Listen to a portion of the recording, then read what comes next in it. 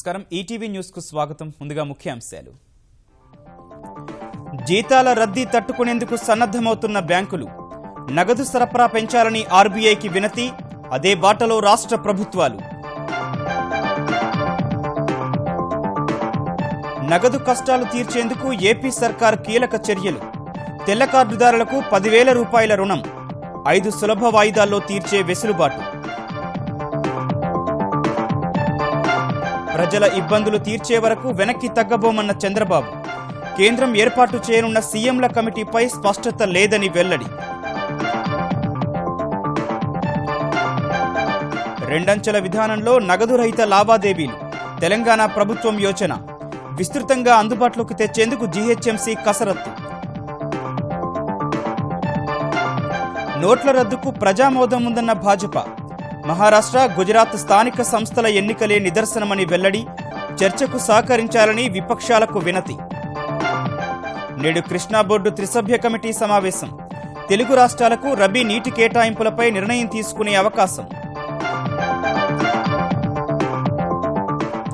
ప్రాణాలకు తెగించి దేశ సరిహద్దులు పరిరక్షిస్తున్న బీఎస్ఎఫ్. అత్యంత ప్రతికూల వాతావరణంలో జవాన్ల విధులు. సవాళ్లకు వెరవని యోధులు.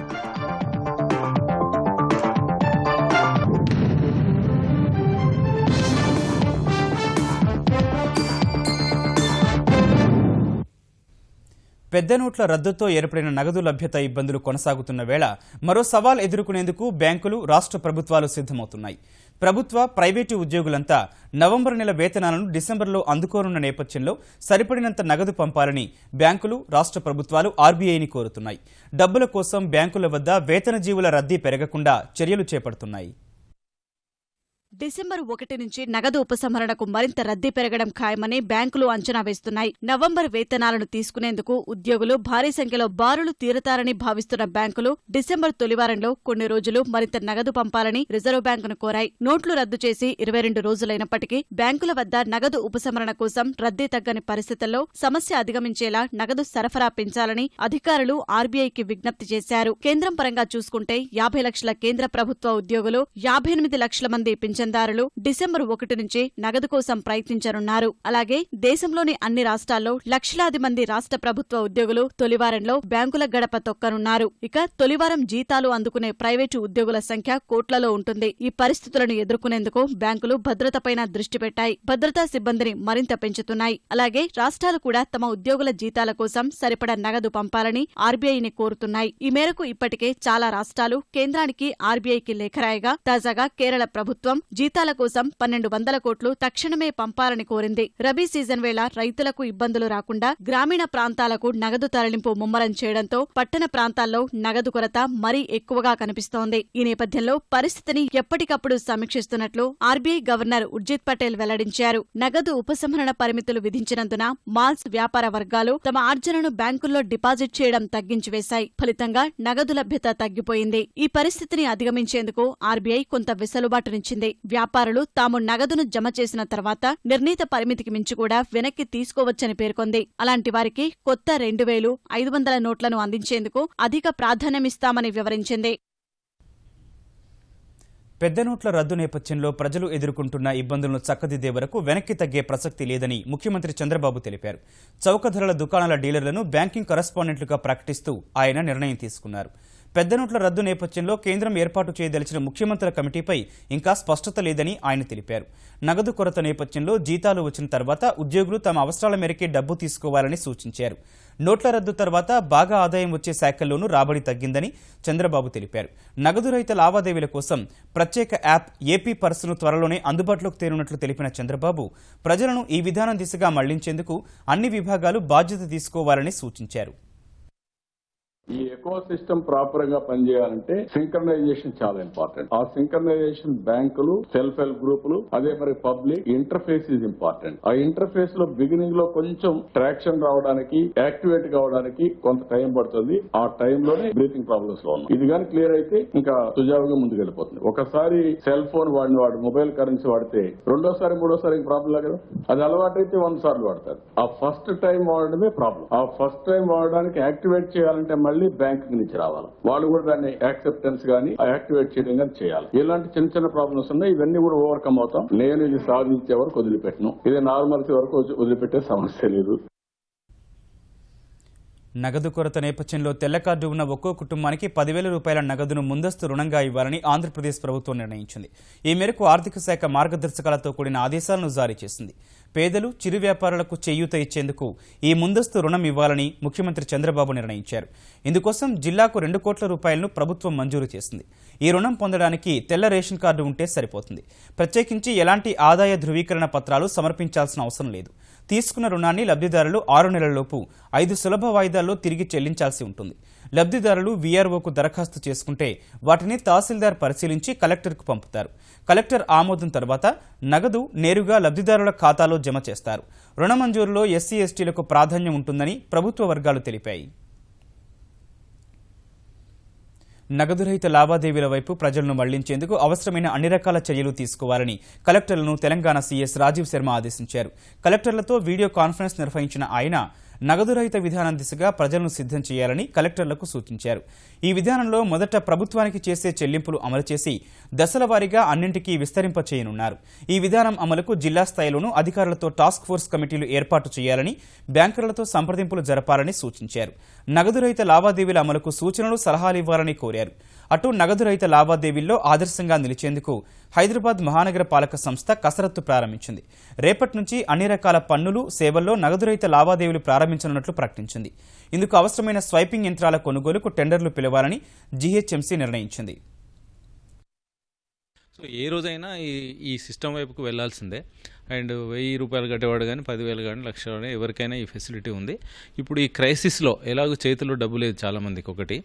అండ్ రెండోది వెయిట్ చేసిన కొద్దిగా మనకు నెలకు 2% చొప్పున సంవత్సరానికి 24% వడ్డీ పడుతుంది ప్రాపర్టీ ట్యాక్స్. ఈసారి మేము మార్చిలో మాఫీ కూడా చేయటం లేదు.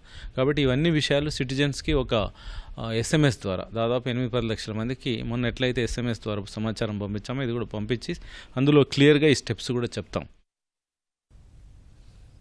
ఖాతాదారులు బ్యాంకుల వద్ద గంటల తరబడి వేచి చూసే పరిస్థితిని తప్పించేందుకు హైదరాబాద్కు చెందిన software engineer Narasimha tag tree పేరుతో ప్రత్యేక యాప్ తయారు చేశారు.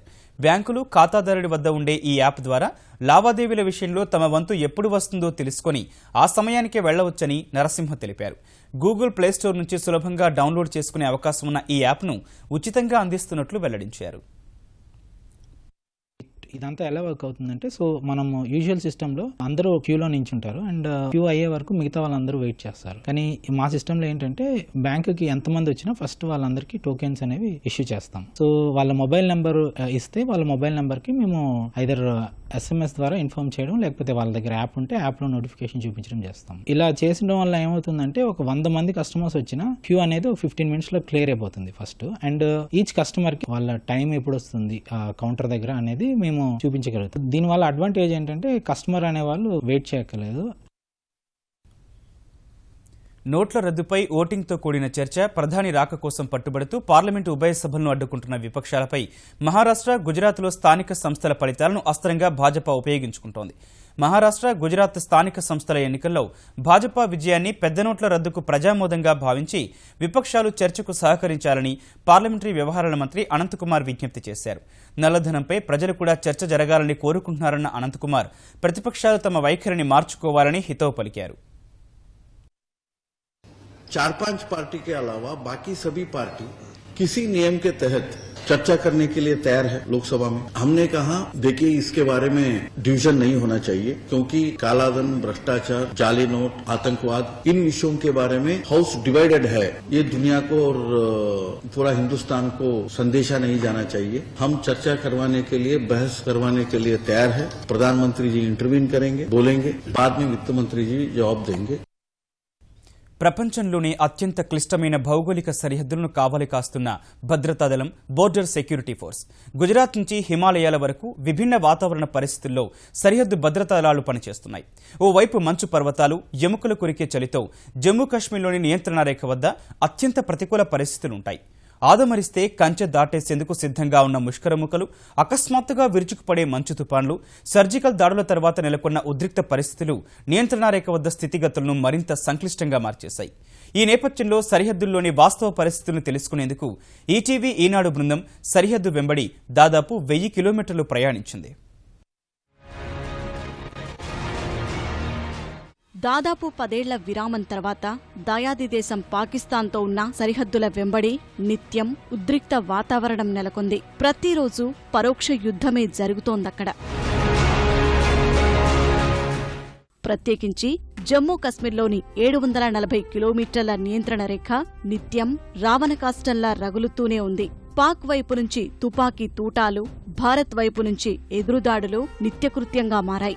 ఈ ప్రాంతాన్ని భారత సైన్యంతో పాటు పహారా కాస్తున్న భద్రతా దళం బీఎస్ఎఫ్ కంచె వేసేందుకు కూడా వీలుకాని భౌగోళిక పరిస్థితులు, చొరబాట్లకు తెగబడే ముష్కరులు ఓవైపు, క్లిష్టమైన భౌగోళిక వాతావరణ పరిస్థితులు మరోవైపు. ఇలాంటి నిరంతర యుద్ధాన్ని ఇక్కడి బీఎస్ఎఫ్ జవాన్లు ఎదుర్కొంటున్నారు.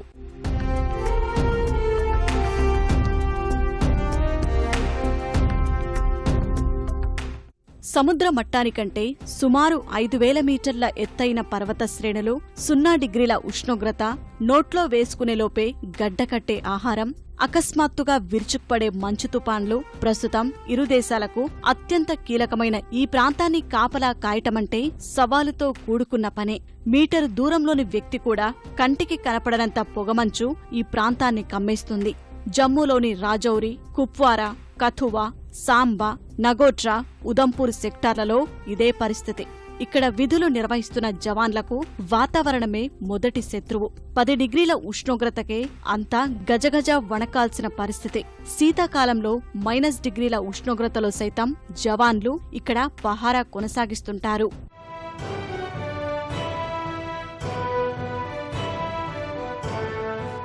కూరుకుపోయే మంచులో ప్రత్యేక దుస్తులు ధరించి ఆయుధాలతో గస్తీ కాయటమంటే మాటలు కాదు. ప్రత్యేకించి అత్యంత ఎత్తులో ఉన్న ఈ సరిహద్దు ప్రాంతంలో ఆక్సిజన్ శాతం కూడా తక్కువే. ఎదురుగా పొగమంచు కమ్మేసిన స్థితిలో జవాన్లు కళ్లకంటే చెవులనే ఎక్కువగా నమ్ముతారంటే అతిశయోక్తి కాదు. చీమ చిటుక్కుమన్నా అప్రమత్తం కావాల్సిందే. ఇలాంటి క్లిష్ట పరిస్థితుల్లోనే జవాన్లు 24 గంటలు 365 రోజులు గస్తీ చేపడుతుంటారు. ఓ రకంగా ప్రాణాలు పణంగా పెట్టి దేశమాత రక్షణ కోసం పహారా విధులు నిర్వహిస్తారీ సాహసులు.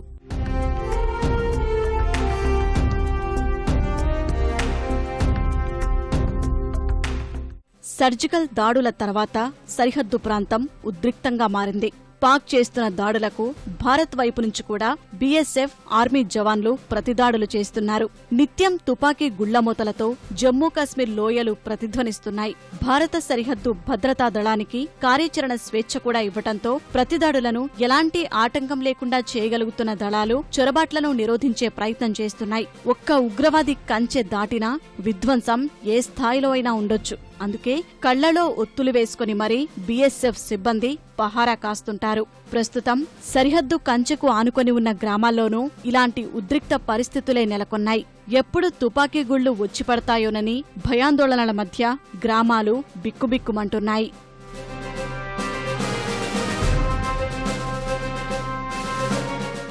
సర్జికల్ దాడుల తర్వాత జమ్మూ నుంచి దిగువన గుజరాత్ వరకు సరిహద్దు ప్రాంతంలో బీఎస్ఎఫ్ బలగాల అప్రమత్తత మరింత పెరిగింది.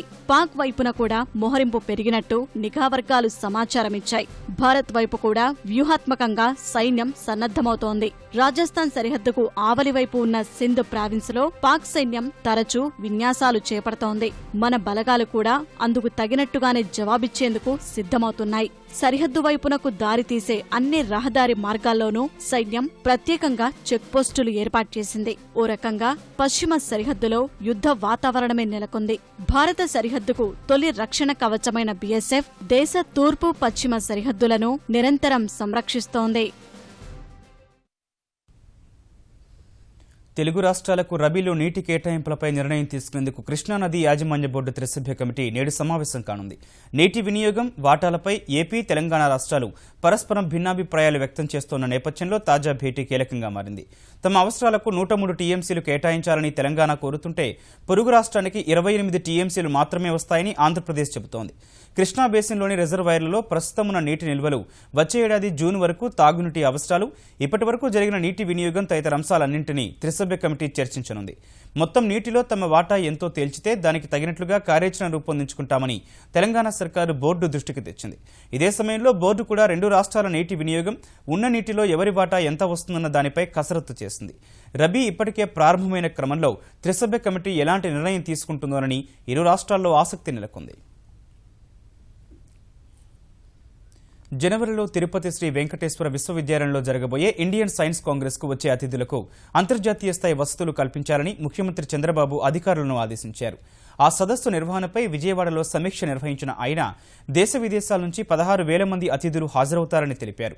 9 మంది నోబెల్ గ్రహీతలు కూడా సదస్సులో భాగమయ్యేందుకు తమ పేర్లు నమోదు చేసుకున్నట్లు తెలిపిన బాబు సదస్సును విజయవంతంగా నిర్వహించడం ద్వారా అంతర్జాతీయ దృష్టిని ఆకర్షించాలని అధికారులకు సూచించారు.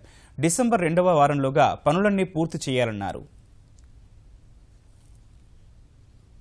అమరావతి నిర్మాణం సహా ముఖ్యమైన ప్రాజెక్టులో పెట్టుబడులు పెట్టేందుకు ఫ్రాన్స్ ఆసక్తి కనబరుస్తోంది. నవ్యాంధ్రలో పెట్టబోయే పెట్టుబడులపై చర్చించేందుకు భారత్లో ఫ్రాన్స్ రాయబారి అలెగ్జాండర్ జిగ్లర్ నేతృత్వంలో ప్రతినిధులు నేడు విజయవాడలో పర్యటించనున్నారు. గేట్వే హోటల్లో ముఖ్యమంత్రి చంద్రబాబుతో సమావేశమై పరిశ్రమలు, పర్యాటకంతో పాటు ఆకర్షణీయ నగరాల్లో మౌలిక వసతులు, రవాణా రంగం, ఇంధనం, ఇన్ఫర్మేషన్ టెక్నాలజీ, తాగునీరు, పారిశుధ్యం, పర్యావరణం, నగరాల స్వరూపం వంటి అంశాలపై చర్చించనున్నారు. నవ్యాంధ్రలో పెట్టుబడులకు ఉన్న అవకాశాలపై ప్రభుత్వ ప్రధాన కార్యదర్శి సిఎస్ ఠక్కర్ ప్రజెంటేషన్ ఇస్తారు. రాజధాని అమరావతిపై సిఆర్డీఏ కమిషనర్ చెరుకూరి శ్రీధర్ వివరిస్తారు. ఆ తర్వాత అంశాల వారీగా ఫ్రాన్స్ అధికారులు, నిపుణులు ప్రజెంటేషన్లు సమర్పిస్తారు. విజయవాడ మెట్రో రైలు ప్రాజెక్టుకు రుణం ఇచ్చేందుకు ఫ్రాన్స్కు చెందిన ఏఎఫ్డి సంస్థ ముందుకొచ్చింది. అమరావతితో పాటు మరికొన్ని ప్రాజెక్టులపైన ఫ్రాన్స్ సంస్థలు ఆసక్తిగా ఉన్నాయి. ప్రభుత్వానికి అనేక ఇబ్బందులు ఉన్నా ఇచ్చిన హామీల్లో 70% నెరవేర్చామని ఆంధ్రప్రదేశ్ పురపాలక మంత్రి నారాయణ తెలిపారు. నెల్లూరు నగరంలో తెలుగుదేశం పార్టీ జన చైతన్య యాత్రలో పాల్గొన్న ఆయన ఏపీ సర్కారు చేపట్టిన అభివృద్ధి కార్యక్రమాలను ప్రజల్లోకి తీసుకువెళ్లాలని కార్యకర్తలకు సూచించారు. ప్రతిపక్ష నేత జగన్ అభివృద్ధిని అడ్డుకుంటున్నారని విమర్శించిన నారాయణ ప్రజా సంక్షేమమే ధ్యేయంగా ముందుకు వెళ్తున్నట్లు వివరించారు. గడ్డు కారాల్లో ఉన్నా, కష్టాల్లో ఉన్నా, ఖజానా ఖాళీగా ఉన్నా, జీతాలు కూడా ఇవ్వలేని పరిస్థితుల్లో ఉన్నా ప్రజలకు ఇచ్చిన మాటకి మేనిఫెస్టోలో 70% పైగా చేశాము. అవి కూడా డబ్బులు దుక్కుతూ ఉన్నాయి. ఇవన్నీ ప్రజలకు తెలియజేయండి. అదేవిధంగా ప్రజల సమస్యలను కూడా తీసుకుని ప్రభుత్వానికి తీసుకొస్తే ప్రభుత్వం వాటిలన్నింటినీ సాల్వ్ చేసి ప్రజలకు మంచి పరిపాలన ఇవ్వాలనే ఉద్దేశంతో జన చైతన్య యాత్రలు పెట్టారు. సవాళ్లను అధిగమిస్తూ నూతన రాష్ట్రాన్ని అభివృద్ధి దిశగా తీర్చిదిద్దామని తెలంగాణ ప్రభుత్వ ప్రధాన కార్యదర్శి రాజీవ్ శర్మ అన్నారు. తెలంగాణ తొలి సీఎస్గా 2.5 ఏళ్ల నుంచి బాధ్యతలు నిర్వహిస్తోన్న ఆయన నేడు పదవీ విరమణ చేయనున్నారు. ఈ సాయంత్రం ఆయనకు తెలంగాణ సర్కారు ఘనంగా వీడ్కోలు పలకనుంది. ఈ సందర్భంగా తన మనోగతాన్ని పంచుకున్న ఆయన తెలంగాణ రాష్ట్ర ఏర్పాటే తనకు అత్యంత సంతృప్తినిచ్చిన అంశమన్నారు. తెలంగాణ ఏర్పాటు అనంతరం విద్యుత్ సంక్షోభం, ఉద్యోగుల విభజన వంటి సమస్యలను ఒక్కొక్కటిగా అధిగమిస్తూ ముందుకెళ్లామని రాజీవ్ శర్మ గుర్తు చేసుకున్నారు. కొత్త జిల్లాలు, రెవెన్యూ డివిజన్లు, మండలాల ఏర్పాటును గొప్ప పరిపాలనా సంస్కరణగా ఆయన అభివర్ణించారు. సాగునీరు, విద్య, వైద్య రంగాలపై మరింతగా దృష్టి పెడితే 4 ఏళ్లలో తెలంగాణ మరింత వృద్ధి చెందుతుందన్నారు. ఆంధ్రప్రదేశ్, తెలంగాణ మధ్య సమస్యలను కేంద్రం త్వరగా పరిష్కరిస్తే బాగుంటుందని అభిప్రాయపడ్డారు. తెలంగాణ ప్రభుత్వ ప్రత్యేక సలహాదారుగా నియమిస్తారనే ప్రచార నేపథ్యంలో కేసీఆర్ సూచనలకు అనుగుణంగా భవిష్యత్ పాత్ర నిర్వర్తిస్తానని రాజీవ్ శర్మ తెలిపారు. తెలంగాణ రాష్ట్రానికి చెందిన లారీలు, సరుకు రవాణా వాహనాలకు ఆంధ్రప్రదేశ్లో సింగిల్ పర్మిట్ విధానాన్ని అమలు చేయాలని తెరాస శాసనసభ్యుడు శ్రీనివాస్ గౌడ్ విజ్ఞప్తి చేశారు. ఈ మేరకు తెలంగాణ లారీ యజమానుల సంఘంతో కలిసి విజయవాడలో ముఖ్యమంత్రి చంద్రబాబుకు విజ్ఞప్తి చేశారు. సింగిల్ పర్మిట్ లేని కారణంగా 2 రాష్ట్రాల్లో ఎదురవుతున్న సమస్యలను ఆయన చంద్రబాబుకు వివరించారు. కులం వివాదంలో అరకు ఎంపీ కొత్తపల్లి గీతకు హైకోర్టు నోటీసు జారీ చేసింది. ఆమె ఎస్టీ కాదని విశాఖ జిల్లా అనంతగిరి మండల మాజీ అధ్యక్షుడు వ్యాజ్యం దాఖలు చేశారు. ఎస్సీ మాల సామాజిక వర్గానికి చెందిన గీత క్రైస్తవ మతం స్వీకరించారని పిటిషనర్ తరపు న్యాయవాది పేర్కొన్నారు. కొత్తపల్లి గీత ఎస్టీలోని వాల్మీకి సామాజిక వర్గం ధృవీకరణ పత్రం తీసుకుని ఎంపీగా పోటీ చేసి గెలిచారన్నారు. వ్యాజ్యాన్ని విచారణకు స్వీకరించిన హైకోర్టు ఎంపీ గీత, రెవెన్యూ అధికారులకు నోటీసులు జారీ చేసింది. తదుపరి విచారణ 3 వారాలకు వాయిదా వేసింది. ఆంధ్రప్రదేశ్లో 10వ తరగతి ఇంటర్ పరీక్షల తేదీలు ఖరారయ్యాయి. ఇంటర్మీడియట్ పరీక్షలు మార్చి 1 నుంచి ప్రారంభించాలని ఇంటర్ బోర్డు, మార్చి 15 నుంచి 10వ తరగతి పరీక్షలు నిర్వహించాలని ఏపీ ప్రభుత్వ పరీక్షల విభాగం నిర్ణయించింది. 10వ తరగతి ఇంటర్ పరీక్షలకు సంబంధించి ఆంధ్రప్రదేశ్, తెలంగాణలో ఒకే తరహా సిలబస్ను అమలు చేస్తున్నందున తెలంగాణ ప్రభుత్వం నిర్వహించే తేదీల్లోనే ఆంధ్రప్రదేశ్లోనూ పరీక్షలు నిర్వహించాలని నిర్ణయించారు. 10వ తరగతి పరీక్షలు మార్చి 17 నుంచి ఏప్రిల్ 1 వరకు నిర్వహిస్తారు. ఉదయం 9:30 నుంచి మధ్యాహ్నం 12:15 వరకు 10వ తరగతి పరీక్షలు జరుగుతాయి. నిరంతర సమగ్ర మూల్యాంకనం అమల్లోకి వచ్చినందువల్ల పావుగంట అదనపు సమయాన్ని విద్యార్థులకు ఇవ్వనున్నారు. మార్చి 1 నుంచి 18 వరకు ఇంటర్ పరీక్షలు జరుగుతాయి. ఈ ఏడాది ఇంటర్ ప్రయోగ పరీక్షలను జంబ్లింగ్ విధానంలోనే నిర్వహించాలని ఆంధ్రప్రదేశ్ ప్రభుత్వం నిర్ణయించింది. హైదరాబాద్ బేగంపేటలోని ప్రకాష్ నగర్ బస్టాప్ వద్ద ఒక వ్యక్తి భార్యను గొంతు కోసి చంపాడు. మామ, బావమరిదిపైన కత్తితో దాడికి పాల్పడ్డాడు. మియాపూర్కు చెందిన కవితకు 9 ఏళ్ల క్రితం బేగంపేటకు చెందిన ఈశ్వర్తో వివాహమైంది. 3 ఏళ్లుగా వారి మధ్య గొడవలు జరుగుతున్నాయి. ఈశ్వర్ భార్యను వదిలి వేరుగా ఉంటున్నాడు. అత్త ఈశ్వర్మతో కలిసి ఉంటున్న కవిత ఇటీవల పిల్లలను వదిలిపెట్టి పుట్టింటికెళ్లింది. దీనిపై అత్త పోలీసులకు ఫిర్యాదు చేయగా తండ్రి, తమ్ముడు, మరదలితో పాటు వచ్చిన కవిత పోలీసులకు కుటుంబ సమస్య వివరించింది. అనంతరం ఇంటికి వెళ్లేందుకు ఆటోలో కూర్చున్న ఆమెను భర్త ఈశ్వర్ హత్య చేశాడు. దాడిలో గాయపడిన కవిత తండ్రి, సోదరుడికి ఆసుపత్రిలో చికిత్స అందిస్తున్నారు. నిందితుడి కోసం గాలిస్తున్నారు. పాలనలో ప్రజల భాగస్వామ్యం, పారదర్శకతను పెంచేందుకు కృషి చేస్తున్న కేంద్రం వరుసగా 3వ ఏడాది సార్వత్రిక బడ్జెట్ రూపకల్పనలో ప్రజాభిప్రాయానికి చోటు కల్పించేందుకు సిద్ధమైంది. 2017-18 కేంద్ర బడ్జెట్ రూపకల్పనపై మైగోవ్ పోర్టల్ ద్వారా సూచనలు చేయాలని కోరింది. ఇందుకు డిసెంబర్ 15 వరకు గడువిచ్చింది. గతేడాది సార్వత్రిక, రైల్వే బడ్జెట్లకు సంబంధించి 40,000కు పైగా సలహాలు వచ్చాయని, వాటిలో అనేక సూచనల్ని బడ్జెట్లో పొందుపరిచినట్లు కేంద్రం తెలిపింది. ఎరువులపై రాయితీని ప్రత్యక్ష నగదు బదిలీ ద్వారా అందించడం, సాగునీటి రంగానికి ప్రత్యేక నిధి ఏర్పాటు, పప్పుల ధరల కట్టడికి ధరల స్థిరీకరణ నిధి ప్రారంభించడం, వ్యవసాయ రంగం సంక్షేమం కోసం అదనపు సుంకం వసూలు చేయడం వంటి అంశాల్ని ప్రజల సూచనల మేరకే గత బడ్జెట్లో పొందుపరిచినట్లు ప్రభుత్వం వివరించింది. 2017-18 సార్వత్రిక బడ్జెట్ను ఫిబ్రవరి 1న పార్లమెంట్లో ప్రవేశపెట్టే అవకాశం ఉంది. 2016 ఏడాదికి time person of the year పురస్కారానికి నిర్వహిస్తున్న పోల్లో ప్రధాని మోదీ అగ్రస్థానంలో కొనసాగుతున్నారు.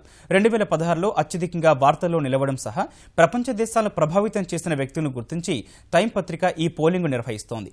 ఈ పోలింగ్లో ప్రధాని మోదీ 21% ఓట్లతో అగ్రస్థానంలో కొనసాగుతుండగా అమెరికా అధ్యక్షుడు బరాక్ ఒబామా 7% ఓట్లతో రెండో స్థానంలో నిలిచారు. రష్యా అధ్యక్షుడు వ్లాదిమిర్ పుతిన్, అమెరికా అధ్యక్ష పదవికి ఎన్నికైన రిపబ్లికన్ డొనాల్డ్ ట్రంప్ 6 పాయింట్లతో 3వ స్థానంలో ఉన్నారు. ఒక దశలో వికీలీక్స్ వ్యవస్థాపకుడు జూలియన్ అసాంజే 10 పాయింట్లతో రెండో స్థానంలో నిలిచినప్పటికీ తర్వాత వెనకబడ్డారు. ఈ పోలింగ్ డిసెంబర్ 4 వరకు కొనసాగనుండగా రెండో స్థానంలో ఉన్న ఒబామాతో పోలిస్తే మోదీ అత్యధిక ఓట్ల ఆధిక్యంలో ఉన్నారు. 2014 ఏడాది కూడా పాఠకుల పోల్లో అగ్రస్థానంలో నిలిచిన మోదీ 2015 తుది పోరులో వెనకబడ్డారు. గతేడాది German chancellor Angela Merkel person of the year award అందుకున్నారు. హైకోర్టుల్లో జడ్జీల కొరత పెరుగుతూ ఉండడంపై భారత ప్రధాన న్యాయమూర్తి తీవ్ర అసంతృప్తి వ్యక్తం చేసిన వేళ ఖాళీలు, నియామకాల సమగ్ర సమాచారాన్ని కేంద్రం బహిర్గతపరిచింది. సుప్రీంకోర్టులో 7 పోస్టులు ఖాళీగా ఉన్నా ఏడాదిగా కొలీజియం ఒక్క పేరునైనా సిఫారసు చేయలేదని పేర్కొంది. ఈ మేరకు సీజీఐ ఆరోపణలను కేంద్రం తిప్పికొట్టింది. వేర్వేరు ఉన్నత న్యాయస్థానంలో 430 ఖాళీలున్నా 24 హైకోర్టుల పరిధిలోని 279 ఖాళీల భర్తీపై ఒక్క సిఫార్సైనా అందలేదని తెలిపింది. ఇప్పటి వరకు జరిపిన నియామకాల వివరాలను కేంద్రం వెల్లడించింది. సుప్రీంకోర్టు కొలీజియం 191 పేర్లు సిఫారసు చేయగా వాటిలో 120 నియామకాలు పూర్తి చేసినట్లు తెలిపింది. మరో 28 మంది పేర్లు పరిశీలనలో ఉన్నట్లు తెలిపింది. దిగువ న్యాయస్థానాల్లోని దాదాపు 5,000 ఖాళీల భర్తీ హైకోర్టుల పరిధిలోనిదని, ఆ అంశంతో తమకు ఎలాంటి సంబంధం లేదని ప్రభుత్వం స్పష్టం చేసింది. హైకోర్టు న్యాయమూర్తుల నియామకానికి సంబంధించిన విధి విధానాల ముసాయిదాపై తాము అభిప్రాయం చెప్పినా సుప్రీంకోర్టు ఇంకా నిర్ణయం తీసుకోవాల్సి ఉందని కేంద్రం గుర్తు చేసింది. ముఖ్యాంశాలు మరోసారి. జీతాల రద్దీ తట్టుకునేందుకు సన్నద్ధమవుతున్న బ్యాంకులు, నగదు సరఫరా పెంచాలని ఆర్బీఐకి వినతి, అదే బాటలో రాష్ట్ర ప్రభుత్వాలు. నగదు కష్టాలు తీర్చేందుకు ఏపీ సర్కారు కీలక చర్యలు, తెల్ల కార్డుదారులకు 10,000 రూపాయల రుణం, 5 సులభ వాయిదాల్లో తీర్చే వెసులుబాటు. ప్రజల ఇబ్బందులు తీర్చే వరకు వెనక్కి తగ్గబోమన్న చంద్రబాబు. కేంద్రం ఏర్పాటు చేయనున్న సీఎంల కమిటీపై స్పష్టత లేదని వెల్లడి.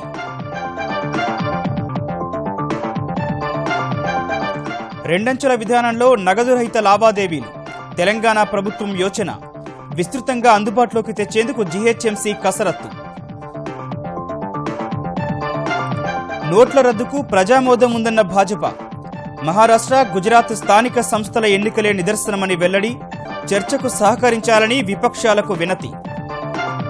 నేడు కృష్ణా బోర్డు త్రిసభ్య కమిటీ సమావేశం. తెలుగు రాష్ట్రాలకు రబీ నీటి కేటాయింపులపై నిర్ణయం తీసుకునే అవకాశం. ప్రాణాలకు తెగించి దేశ సరిహద్దులు పరిరక్షిస్తున్న బీఎస్ఎఫ్. అత్యంత ప్రతికూల వాతావరణంలో జవాన్ల విధులు. సవాళ్లకు వెరవని యోధులు.